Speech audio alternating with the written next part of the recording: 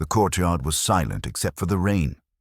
Dozens of Japanese prisoners, thin and hollow-eyed, stood in ragged uniforms under the grey Burma sky. Their hands hung stiffly at their sides as the British soldiers formed ranks opposite them. At the centre, a tall British officer, Colonel Arthur Bennett, stepped forward. His boots splashed through the puddles. The prisoners braced, expecting commands, perhaps punishment. Instead, the colonel stopped, removed his cap, and bowed. A full, deliberate bow. Gasps rippled through the line. Some flinched as though struck. Others froze, confused. No officer had ever bowed to them, not in victory, not in defeat. For men taught that surrender was shame and enemies were beasts. This moment shattered every certainty they still clung to. One prisoner, Sergeant Hiroshi Tanaka, felt his throat tighten. He could not meet the officer's eyes. He didn't understand the gesture or the strange ache rising inside him. All he knew was that something had just broken and begun. The rain had not yet stopped when the news arrived. A single British corporal carried the message through the camp. Japan had surrendered. The words hung in the air, unreal, like a prayer turned inside out. The prisoners stared, unable to comprehend. For years, they had been told that Japan could not fall, that the emperor's will was divine, that death was nobler than capture. Yet now the empire had ended in a sentence. Hiroshi Tanaka stood among them, his uniform clinging to his thin frame, and felt the ground dissolve beneath him. No one spoke. The silence was unbearable, the sound of a world collapsing inward. Somewhere in the jungle, a bird called. Ordinary, indifferent. Hiroshi wondered how the world could remain so calm when everything he had believed in had vanished. The guards made no speeches, no gestures of triumph. They moved through the ranks with quiet order, instructing the prisoners to stay calm.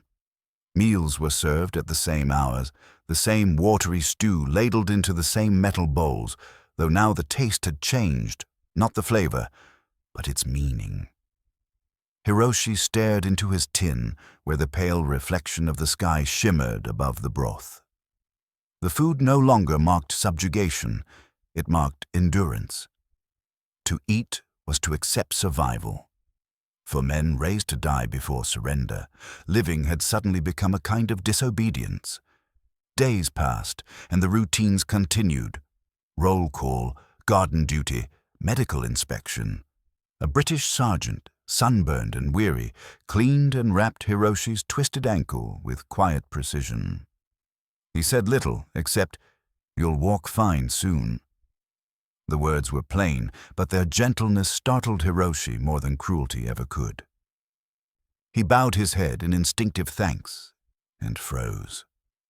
Bowing had always been reserved for gods, for superiors, for death. Yet he had done it to an enemy, and the heavens had not struck him down. The camp itself was a strange paradox. The wire still circled them, but rifles rarely pointed inward. Men began to gain weight, to speak again, even laugh in hesitant bursts that startled themselves. The British officers walked the compound with clipboards, counting bodies not as spoils, but as obligations. At night, Hiroshi lay awake, listening not to screams or boots, but to the distant hum of a generator and the faint crackle of a gramophone. Music drifted through the humid dark, foreign, slow, impossibly gentle. It sounded like a world untouched by hate. He began to notice small things, the smell of soap in the morning air, the way the cooks rinsed the counters, the clear water that filled the buckets. Each act of cleanliness felt like defiance against decay, as if order itself were a quiet mercy. Hiroshi remembered his instructor's words. The British have no honor. They feed prisoners to weaken them, but the men in khaki did not seem interested in breaking anyone. Their strength lay not in dominance, but in restraint, and that frightened him. One afternoon, while washing bowls, Hiroshi watched a British corporal light a cigarette and offer one to a Japanese interpreter. They smoked together in silence, the ember glowing between them like fragile truce fire. The sight stirred something in him, envy, perhaps, or the faint recognition of shared weariness. The boundaries that had once divided enemies from men were beginning to blur. That night, as the rain returned, Hiroshi lay awake, the sound of water steady on the roof. The surrender had freed him, yet imprisoned him anew. He was alive, but uncertain what that meant in a world where defeat and survival shared the same breath. Beyond the fence, the empire was gone. Inside it, something else was being born, small, uncertain, but alive. The rain kept falling, washing the last traces of the old world away. But the rain could not wash away memory. It carried him backward to the place where belief was born, a training yard outside Tokyo years earlier, where the smell of dust and sweat had filled the lungs like smoke. The young recruits stood in perfect lines, their uniforms stiff, their hearts burning with the certainty of righteousness. Hiroshi had been among them, his hands trembling around his rifle as the instructor shouted words that would lodge deep into his bones.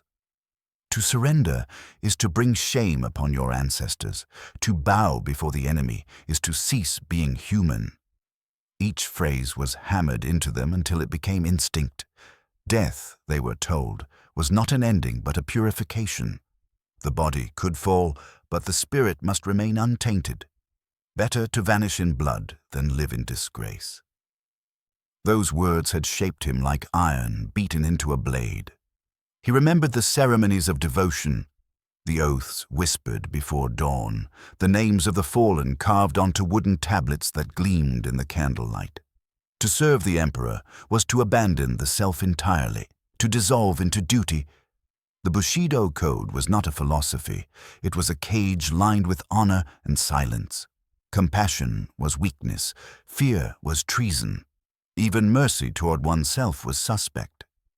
As cadets, they practiced dying long before they ever saw battle, rehearsing the thrust of the bayonet, the ritual of self-sacrifice, the quiet acceptance of the blade across the belly if captured. Each lesson hardened their hearts, replacing doubt with obedience. Hiroshi had once felt proud of that transformation.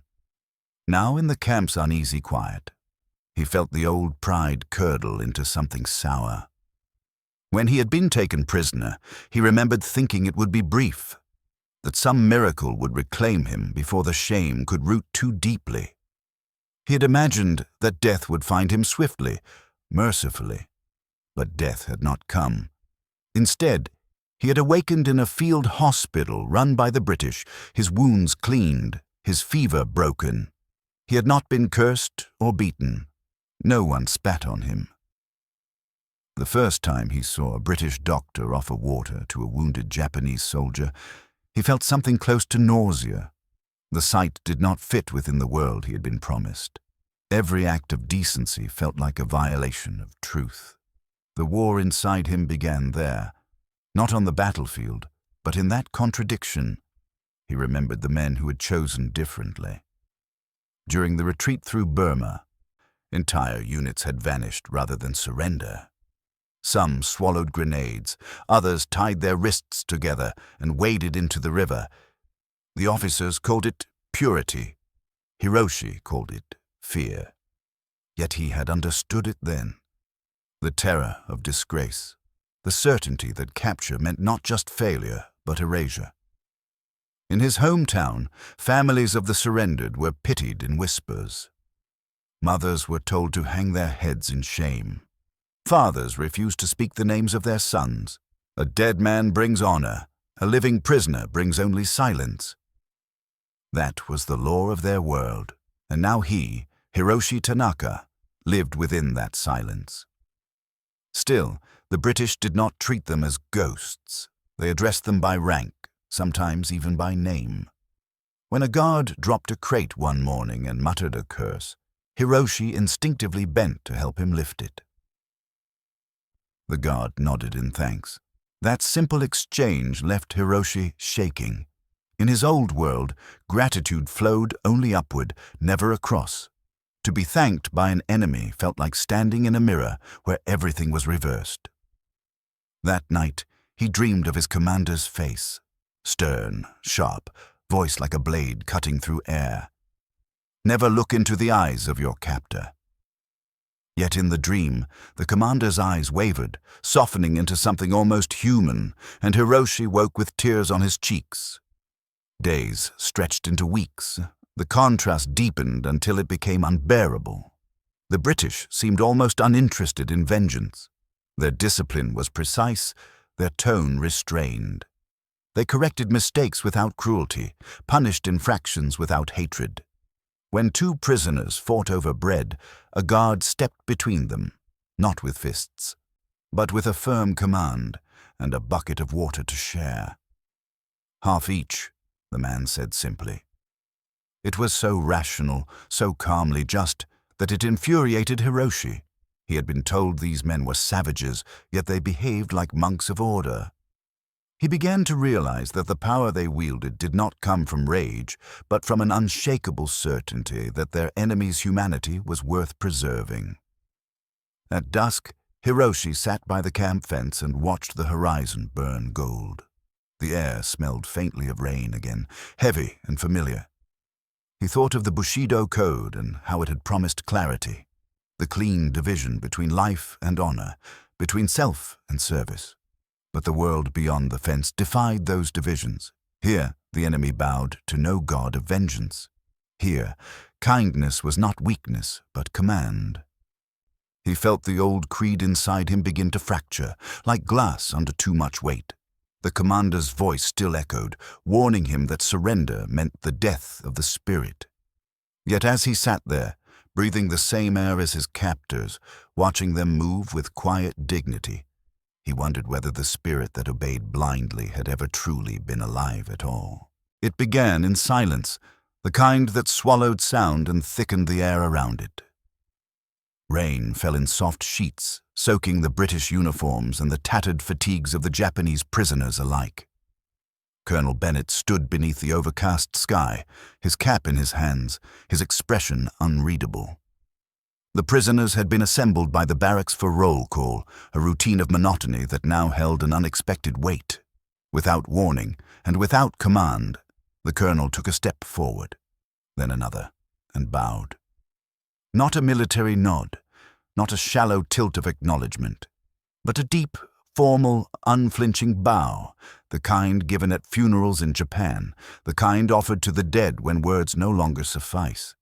The prisoners froze. Conversations stopped mid-word, utensils lowered in mid-air. Hiroshi felt something hollow and sharp turn in his chest. This could not be real. Some prisoners averted their eyes. Others gawked, stunned, unsure whether to stand straighter or collapse into the dirt. A few blinked furiously, the rain mixing with something else on their faces. They had expected orders, perhaps punishment, certainly indifference. But not this. Not the bow of an enemy officer who, by every measure of war and rank, had no need to offer anything at all.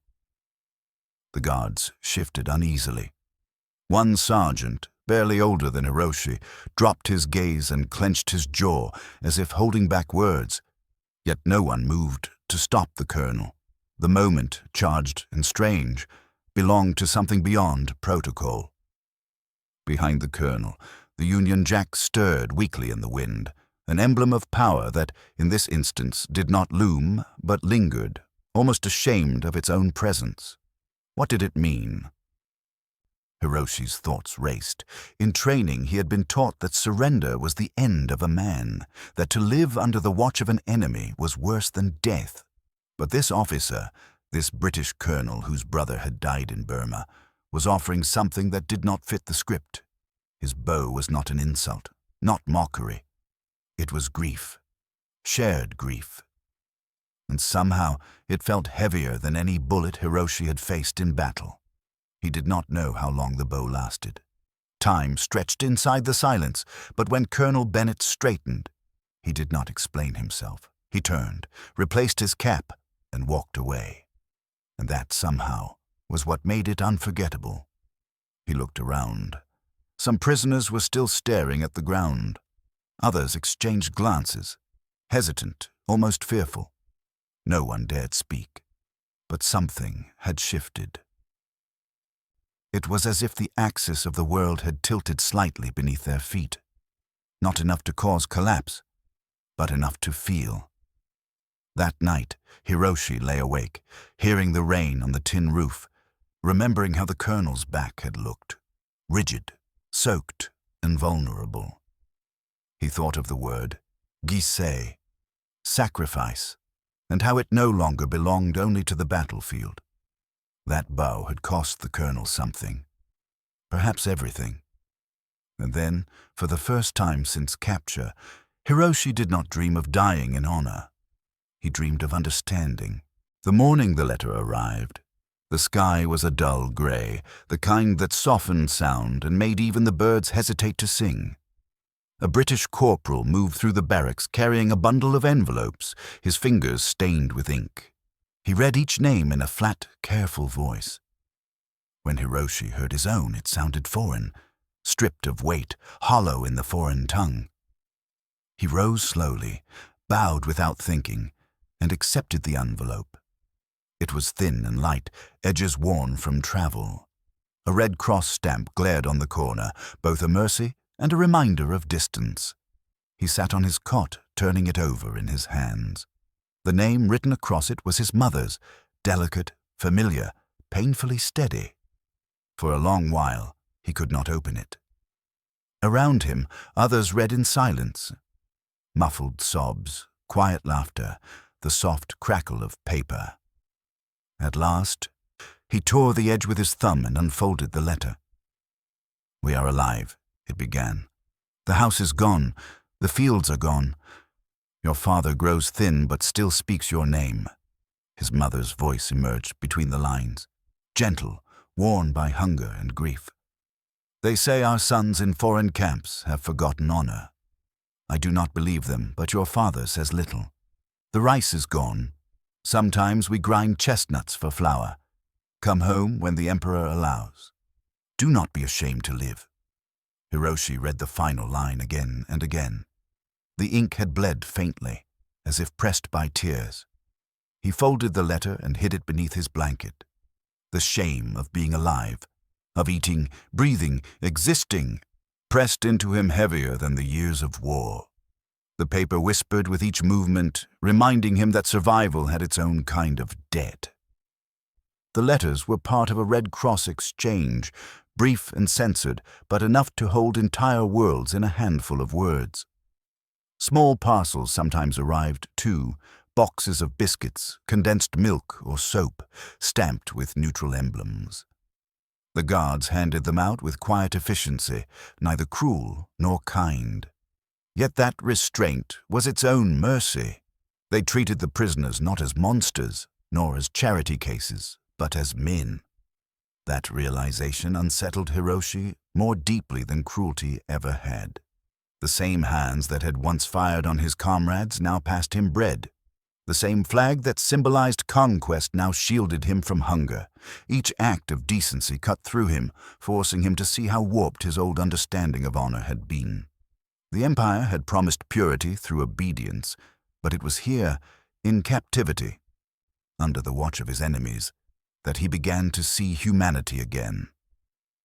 At night, he unfolded the letter and traced his mother's handwriting. He imagined her at a low table, candle flickering, her hands trembling as she wrote. "Do not be ashamed to live." The phrase pulsed like a heartbeat. It echoed in his mind alongside another image. Colonel Bennett's bow, the foreign officer lowering himself before them, an act of humility that defied everything Hiroshi had been taught. Slowly, the two gestures merged in his thoughts. The bow and the letter, the enemy and the mother. Both spoke of grace born from suffering, of dignity not given by victory, but found in compassion. Still, guilt lingered. Each bowl of stew, each piece of bread felt stolen from home. He dreamed of his mother grinding chestnuts into powder, of his father staring at an empty field. He would wake sweating, the letter clutched tightly in his hand. Yet when dawn came, he folded it carefully again and placed it under his pillow, unseen but never absent. The camp went on as always. Rations, repairs, silence. But within Hiroshi, something had shifted. He had seen mercy from his captors and sorrow from his home, and the two collided like storm and tide. Between the bow of a British colonel and the letter of a starving mother, the old faith that had once sustained him began to crumble. And though he could not yet name it, something new began to take root inside him, fragile, uncertain, but alive.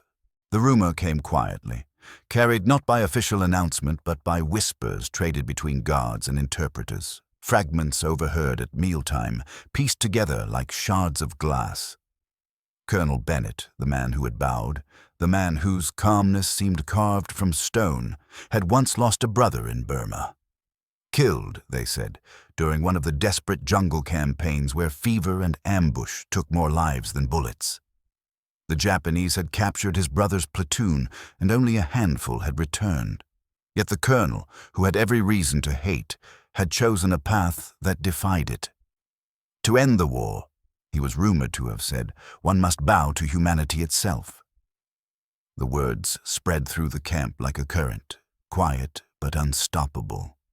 Some dismissed them as myth. Others, especially the younger guards, seemed changed by them. Hiroshi heard the story from an interpreter one afternoon while mending torn uniforms near the barracks. The man spoke English softly, his voice carrying both admiration and confusion. He prays for his brother's soul and for the Japanese who took him, the interpreter said. He says hate is too heavy to carry.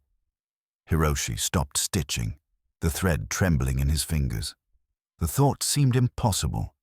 To pray for one's enemy was a thing no soldier could comprehend, let alone forgive. Yet it explained something. The bow, the colonel's steady eyes, the absence of cruelty in his orders. The man's grief had not hardened him, it had stripped him down to mercy. From that day, the atmosphere of the camp shifted almost imperceptibly. The guards, who once performed their duties with stiff distance, began to act differently. Their tone softened. They spoke to the prisoners not as captives to be controlled, but as men to be understood. When a group of POWs struggled to lift a crate, one of the guards set down his rifle and helped without a word. No one laughed or mocked. The silence that followed felt like reverence. Bennett's presence rippled outward, shaping conduct through example rather than command. His authority did not rely on fear.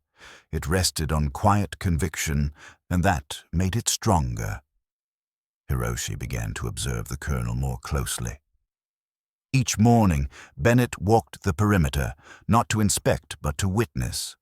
He greeted the guards by name, paused to nod at the prisoners working in the gardens, and once stopped to speak to a man coughing in the infirmary. "You'll be well soon," he said through the interpreter, his tone calm, almost tender. It was the first time Hiroshi saw the man's eyes up close, gray, clear, and unbearably human. In that gaze, Hiroshi recognized something he had long forgotten in himself: sorrow without bitterness. The colonel's philosophy spread through small, almost invisible acts. A British sergeant began leaving extra bread near the workstations. A corporal allowed the older prisoners to rest longer under the shade. One evening, a young guard produced a pack of cigarettes and, hesitating only a moment, offered one to the Japanese men beside him. The gesture hung in the air, heavy with meaning. The prisoners looked to Hiroshi, uncertain. Slowly, he reached out and accepted it. The guard smiled faintly, striking a match. They smoked together in silence. The smoke rose between them like a fragile bridge. It was a simple exchange, yet it carried the weight of a treaty. For Hiroshi, the act was almost unbearable. To share a cigarette with the enemy was to shatter every rule drilled into him since boyhood. Yet as the smoke filled his lungs, he felt no shame, only a strange, aching gratitude. He did not bow this time, but the impulse was there, coiled within him like breath before speech. In the weeks that followed, other small acts followed. The guards began to address prisoners by rank again, not merely number. The Japanese responded with quiet discipline, cleaning their quarters, tending the camp's vegetable garden with care.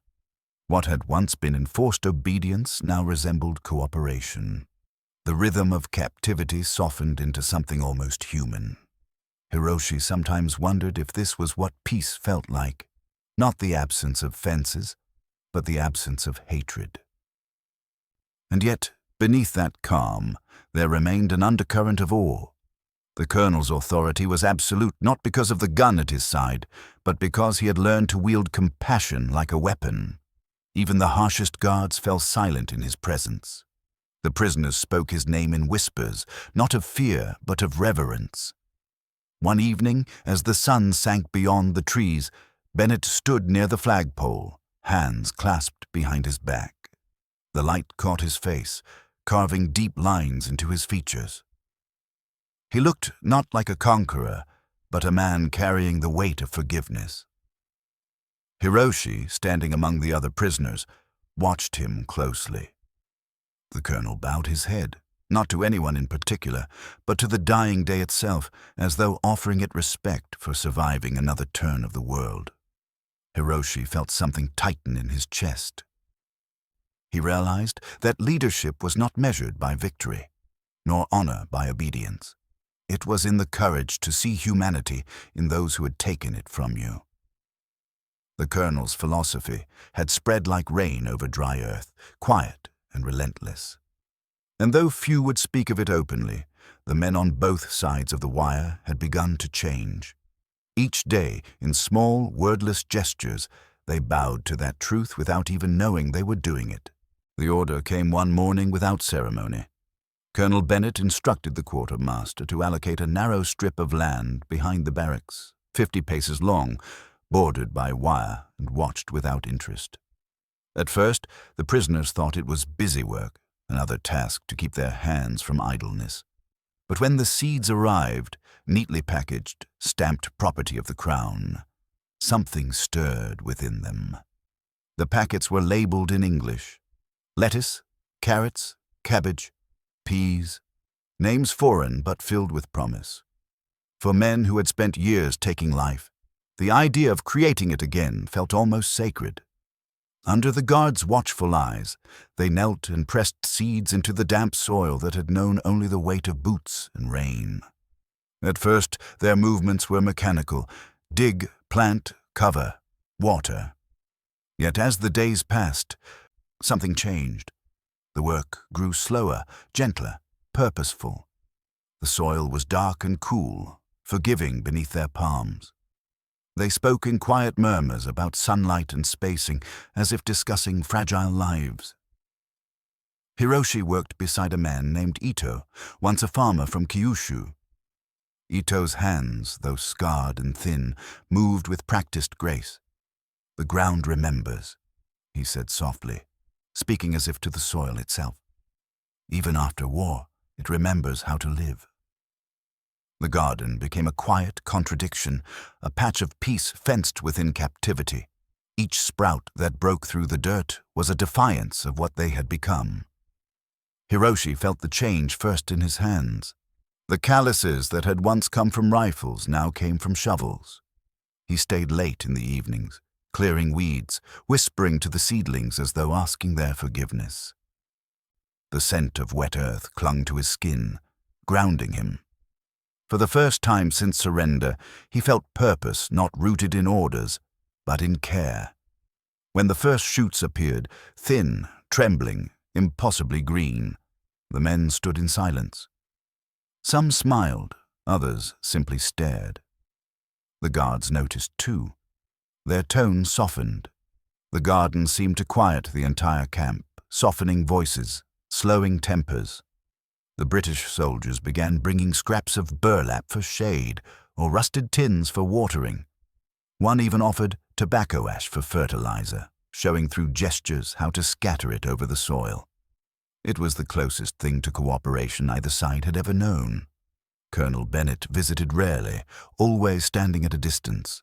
Hands clasped behind his back, he surveyed the garden not as property, but as proof.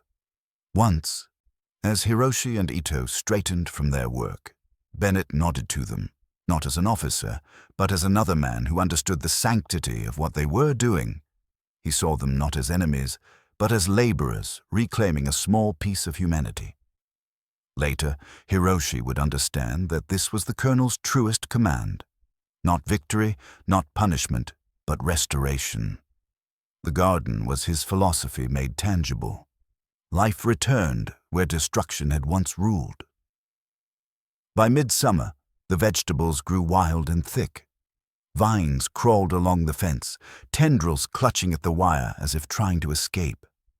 When the first harvest came, the prisoners presented a basket of carrots and cabbage to the kitchen staff. The cook, an aging Scotsman with a voice like gravel, blinked in surprise and muttered, "Fine work, lads." The word lads struck them like sunlight. Unguarded, human. That night they ate stew made from their own harvest. It tasted of earth, of memory, of something reborn. For Hiroshi, the garden became more than labor. It was reflection. Each leaf that opened seemed to forgive the hands that planted it. He began keeping a small notebook, sketching rows, recording rainfall. "The soil does not remember hatred," he wrote carefully. "Only the touch of the hands that tend it." Sometimes he saw Bennett watching from across the yard. Silent, still, eyes distant. The colonel never spoke, but his silence felt like a blessing. By autumn, the plants had yellowed, bending under their own weight. The men saved the seeds, wrapping them carefully for the next planting. Hiroshi held one packet in his hand and marveled at its lightness, how much life could hide in such smallness.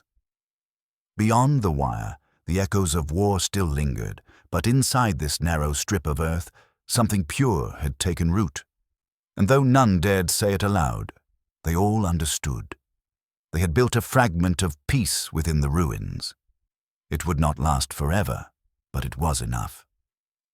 Even after the worst of wars, the earth, like the heart, could still choose to bloom. By late summer, the garden's fragrance hung over the camp like a quiet prayer. The air was thick with the scent of soil and ripened vegetables, but another fragrance soon joined it, the faint, smoky sweetness of candles. It began as a whisper among the prisoners. Obon was coming. Back home, it was the festival when families lit lanterns to guide their ancestors' spirits across the river of night. But here, behind the wire and watchtowers, it felt like an impossible dream. To ask permission seemed too bold, almost irreverent. Yet one evening, a small group of older prisoners approached the interpreter. They wanted to honor their dead, not with weapons or pride, but with light. When the request reached Colonel Bennett, the guards expected him to refuse. It was, after all, the ceremony of a defeated nation, performed beneath the flag of its conquerors. But Bennett didn't hesitate. "If they wish to remember their dead," he said evenly, "we will provide what they need." He ordered candles, string, and thin sheets of paper from the supply depot. A young lieutenant protested, calling it unnecessary. Bennett's voice stayed calm. "Every man deserves to mourn." The room fell silent. The next morning, the prisoners gathered under the pale sun. They worked in hushed concentration, folding paper into small boxes, attaching wicks, dripping wax to seal the edges. The guards watched from a respectful distance, their rifles slung idly, their faces softened by curiosity. Hiroshi's hands trembled as he folded the delicate paper. When his lantern was finished, he wrote a single name on it, his brother's, lost in the jungles of Burma. The ink spread faintly across the surface like veins of memory. It was the first time he had dared to write that name since capture. By dusk, the air had cooled, the pond reflecting the last orange light of day. The prisoners assembled in silence. The British formed a loose circle around them but made no move to interfere. Colonel Bennett stood at the edge, hat removed, his hair silver in the fading light. One by one, the men knelt by the water and lit their lanterns. Small flames flickered against the paper walls, trembling in the evening breeze. Then, gently, they placed them on the water. The pond came alive with light, tiny stars drifting over the surface, their reflections rippling like spirits moving through glass. No one spoke. The crickets sang. The air smelled of wax and smoke, heavy yet clean. Even the guards grew still. The war, with all its fire and noise, seemed impossibly far away. For a few precious moments there were no enemies, only men remembering the ones who had vanished. Hiroshi felt his grief shift. It did not fade, but it softened, taking on a new shape. His sorrow was no longer bound to shame. It had become a kind of peace. When he looked up, Bennett was watching him. Their eyes met across the water. The colonel gave a small nod, one soldier to another, one mourner to another. Hiroshi bowed deeply, not from obedience, but from understanding. The gesture that had once meant submission now carried something entirely different. It was communion. When the last lantern flickered out, darkness returned, but it no longer felt empty. The men remained by the pond, listening to the wind move through the reeds. As the guards drifted away, a young Welshman paused beside a prisoner and said quietly, "It was beautiful." His words, simple and sincere, carried more weight than any speech. Later that night, Hiroshi lay awake, picturing his mother by a riverbank in Japan, setting her own lantern afloat.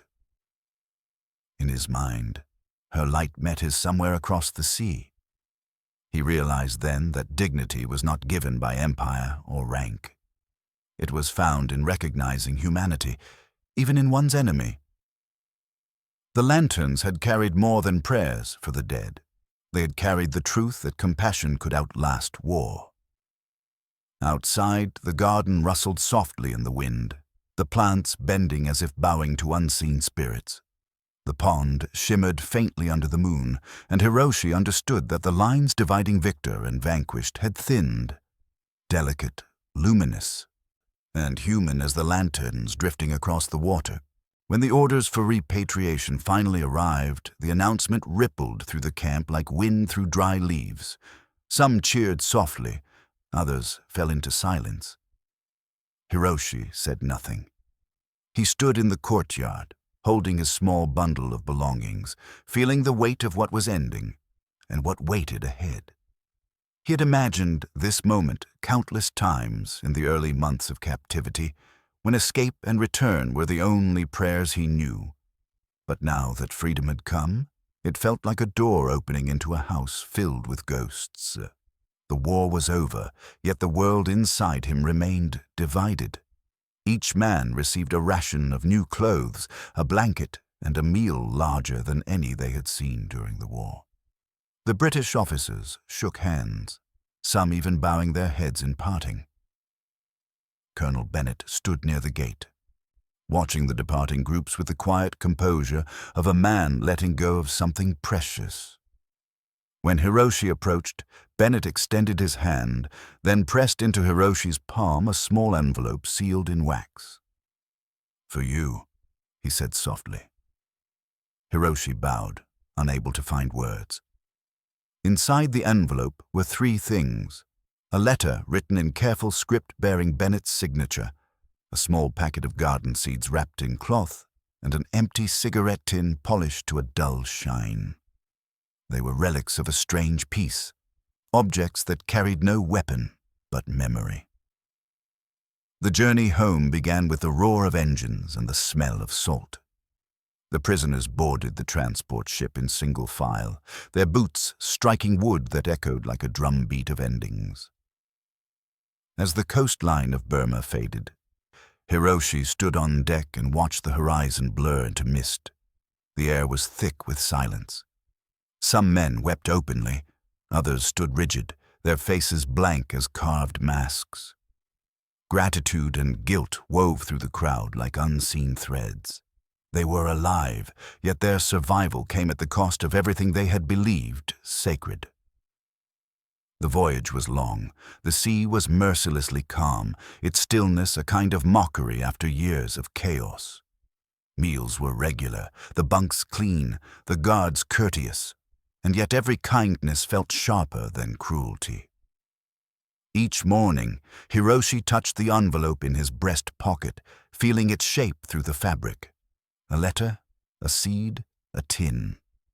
He wondered what his mother would say when she saw him. Would she see the son who left, or the stranger who returned carrying the enemy's compassion in his hands? When at last Japan appeared on the horizon, the men crowded the railings. Smoke still rose from the cities, the coastline blackened by bomb scars. The air smelled of ash and seaweed, of loss and home. As they disembarked, the docks were nearly empty. No music, no flags, only a few aid workers and mothers too weak to cry out. Hiroshi walked slowly through the ruins of his own country, clutching his bundle. Around him, men murmured prayers or stood frozen, their eyes scanning the desolation. For the first time, Hiroshi felt the full weight of the difference between the world he had left and the one he had known in captivity. In America, they had been fed, clothed, and even allowed to grow gardens. Here, the air reeked of hunger. The people looked like shadows of themselves, moving through rubble that had once been streets. He reached his village at dusk. The path that had once been lined with plum trees was now littered with fragments of tile and glass. His mother's house still stood, though the roof sagged. She met him at the doorway, her hands trembling as she touched his face. "You are thin," she whispered, "but you live." When he tried to speak, no words came. That night, by the flicker of a small oil lamp, he opened Bennett's letter. It was brief, written in precise English, and though he could not read every word, the interpreter's voice echoed in his mind from the day of departure. To rebuild peace, one must first learn to see an enemy as human. He placed the seeds beside his mother's small altar, next to his brother's photograph. "We will plant them," she said softly, though the ground outside was cold and barren. The cigarette tin he kept for himself, a reminder of shared smoke and silent understanding. As he lay down to sleep, Hiroshi realized that the bow he had witnessed months ago was no longer just a memory. It had become a compass. It pointed not toward victory or defeat, but toward forgiveness, though the path there would be long. Outside, the wind carried the scent of burnt earth and sea. Somewhere beyond the hills, the war had ended. But in the quiet corners of the world, and in the fragile heart of one former soldier, it was still being rewritten. One seed, one breath, one small act of grace at a time. The village greeted him not with joy, but with silence. Word of his return spread quickly, yet few came to the house. Neighbors passed by on the road, their eyes sliding away. The shame of captivity lingered like a fog no wind could clear. For them, a soldier who had surrendered was no soldier at all. He was a shadow of dishonor, a reminder of everything Japan had lost. Hiroshi could feel their whispers following him wherever he walked. He lived because he knelt. He ate the enemy's bread. He should have died with the others, each word cut deeper than hunger ever had. His mother avoided his eyes for days after his arrival. She moved through the house like a ghost, her voice quiet, her face drawn and unreadable. Hiroshi tried to help with the chores, but every gesture seemed to wound her. When he offered to fetch water, she shook her head. When he spoke, she answered in fragments.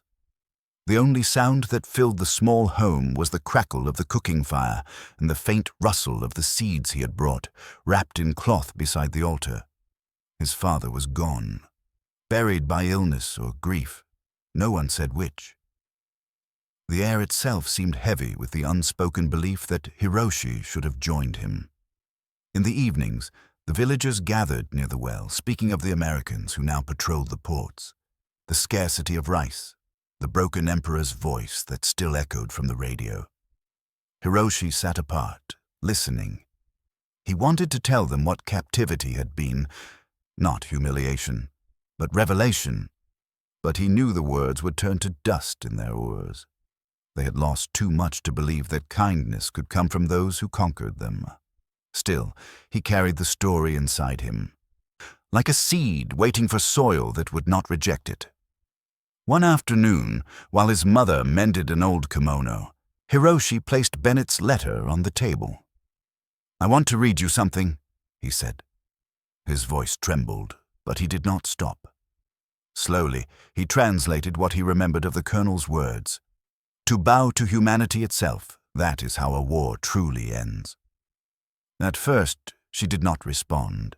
Her hands continued their motion, needle through fabric, thread tightening. Then she froze, eyes lifting to meet his. "A British officer said this?" she asked, disbelief softening her voice. Hiroshi nodded. He told her everything, the bow in the rain, the garden within the wire, the lanterns drifting over the water. As he spoke, her expression shifted from suspicion to something else, something fragile and luminous. When he finished, she covered her face with her hands and began to weep. "Then not all honor was lost," she whispered. "If the enemy could bow, perhaps the gods have not turned away completely." Her words struck him harder than any reprimand could have. They carried no triumph, no forgiveness, only the quiet recognition that compassion could survive even in ruin. For the first time since his return, she reached out and touched his hand. Her palm was rough and warm, the touch hesitant but real. "Plant your seeds," she said softly. "Perhaps they will grow where the old world has died."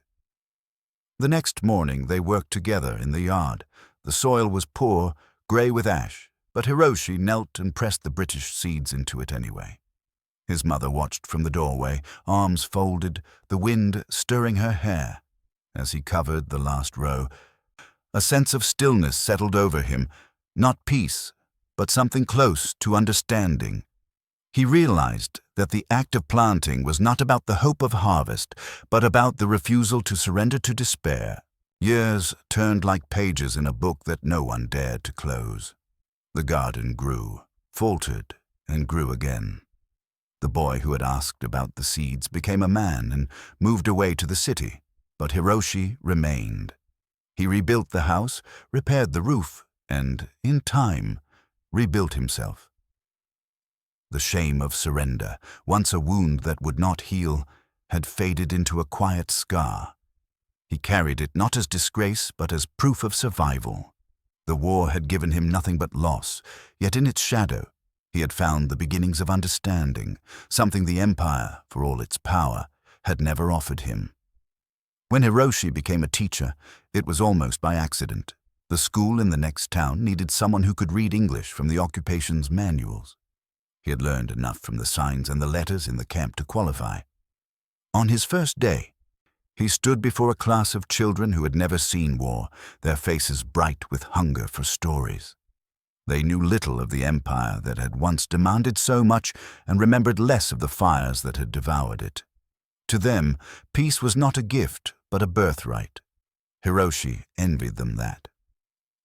Every year, on the day the nation called Remembrance Day, the children brought white paper cranes and small flowers to the memorial near the school. They bowed before the stone engraved with names, repeating words they did not truly understand.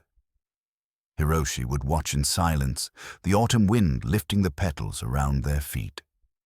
Then, one year, as they gathered again, he decided to tell them a story, not of victory nor of glory, but of a single bow that had carried more weight than any battle.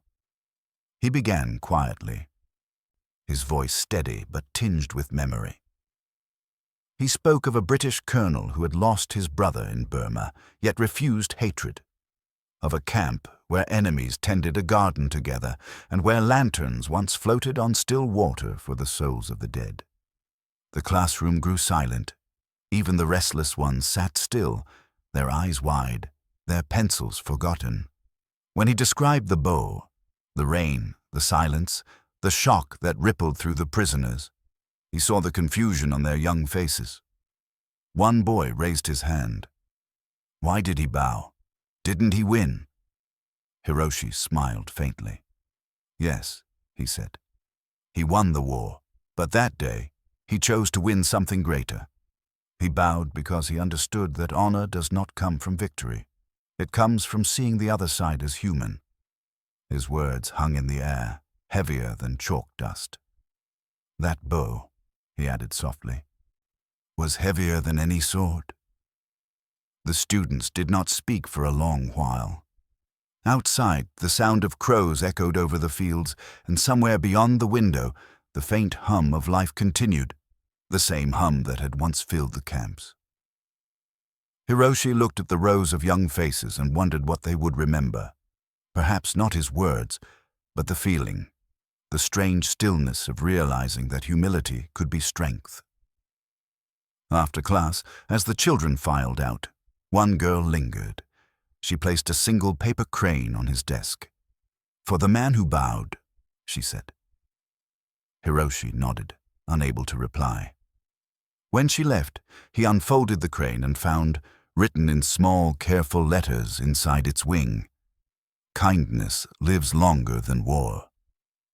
He sat there for a long time, the paper resting in his hand. Outside, the afternoon light spilled across the fields. Golden and forgiving. He thought of Colonel Bennett, of the bow, the seeds, the lanterns, and wondered if somewhere in England the colonel had also remembered. Perhaps he too had stood before students or his own children and spoken of the men who had once been enemies but were, for a moment, simply human. As evening fell, Hiroshi walked to the garden behind his home. The air smelled of damp soil and fading blossoms. He knelt beside the small patch where the foreign seeds still grew, their leaves curling in the cool wind. Gently, he brushed away a fallen petal and whispered, "We remember." The wind stirred as if in answer, carrying the scent of earth across the hills. The story had come full circle. A bow in the rain, a letter in the dark, a seed planted in ruined soil. Decades had passed, yet the gesture endured, fragile, luminous, eternal. History would forget names, battles, and empires. But somewhere between two men who had once been enemies, the war had already ended long before the world noticed. And that, Hiroshi knew, was the kind of victory worth bowing for. Did you enjoy watching this story? Where are you watching from? We'd love to know in the comments. Your stories, your families, your histories. They connect us all across time. If this story moves you, consider pressing the subscribe button just below the video and click the notification bell so you don't miss the next chapter. These stories matter. Thank you for helping us keep them alive.